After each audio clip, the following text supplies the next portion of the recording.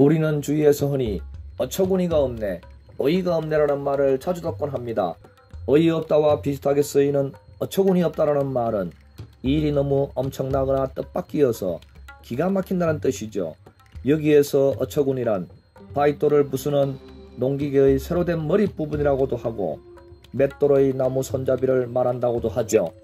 무거운 돌로 만든 둥글넓적한 아랫돌과 윗돌을 위아래로 서로 포갠 다음 콩과 같은 곡식을 갈기 위해 윗돌의 구멍 속에 곡식을 넣어서 돌리려고 하는데 맷돌의 손잡이인 어처구니가 없으면 얼마나 당황스럽고 기가 막힌 상황, 즉 어처구니가 없는 상황이 될까요? 어처구니가 없다는 말은 이와 같이 꼭 있어야만 되는 것이 없다면 제 기능을 발휘할 수 없어서 무엇인가를 완성할 수 없는 상황에서 자주 사용하곤 하죠. 어처구니의 사전적 의미는 엄청나게 큰 사람이나 사물로서 없어서는 안 될 중요한 물건을 뜻하죠. 어처구니 없다라는 말은 한자어로 어디다가 몸을 두어야 할지 잘 모르겠다는 뜻입니다.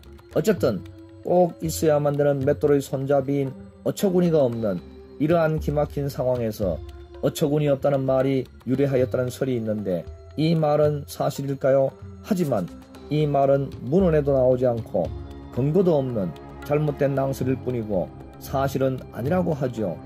어처구니란 조선시대 궁궐 용마루와 추녀마루 끝자락의 기와 위에 올려놓아 기와가 흘러내리지 않도록 고정하면서 악귀를 물리치는 등 궁궐을 수호하기 위해 세운 흙으로 만든 십장생의 기묘한 동물 조각상을 말하는데 이것은 궁궐의 용마루 양쪽에 올려놓은 투구 모양의 조형물인 침이, 망새와 함께 건물을 지키는 역할을 한다고 하죠.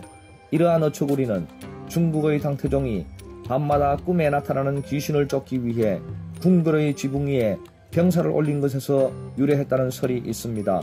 어처구니는 궁궐의 지붕에만 올리고 일반 백성들의 집에는 올리지 않았죠. 그래서 어처구니가 없는 일반 백성들의 집만 짓던 기와장이들이 오랜만에 궁궐을 짓다 보니 지붕을 마무리할 때 깜빡하고 실수로 어처구니를 올리지 않는 일들이 자주 발생하곤 했죠. 어처구니를 올리는 일을 하는 기와장이를 잡상장이라고 하죠. 궁궐은 완성되었으나 이러한 잡상장들의 사소한 실수로 그 지붕 위에 어처구니가 올려져 있지 않은 모습을 보았을 때 어처구니 없네 라고 혀를 찼다고 합니다. 궁궐의 지붕에 어처구니가 없는 것은 궁궐을 짓는 책임자뿐만 아니라 왕실의 입장에서도 잡상장들이 실로 엄청난 일을 저질러 놓은 것이죠. 궁궐의 지붕에 어처구니가 없는 이러한 실로 엄청난 일이 저질러진 어이없는 일이 발생했을 때 어처구니 없다라는 말을 한 것에서 유래하였다고 합니다. 어처구니는 왕이 나와서 조회를 하는 건정전의 7개, 나라에 경사가 있거나 사신이 왔을 때 연회를 베풀던 경례의 11개가 있습니다. 격이 높은 건물일수록 어처구니의 수도 더 많이 놓이게 되는 것이죠. 이제는 아셨나요? 어처구니란 맷돌의 손잡이가 아니라 조선시대 궁궐의 지붕에 세우는 흙으로 만든 동물의 조각상이라는 것을 말이죠. 내용이 좋으셨다면 좋아요와 구독을 부탁드립니다. 감사합니다.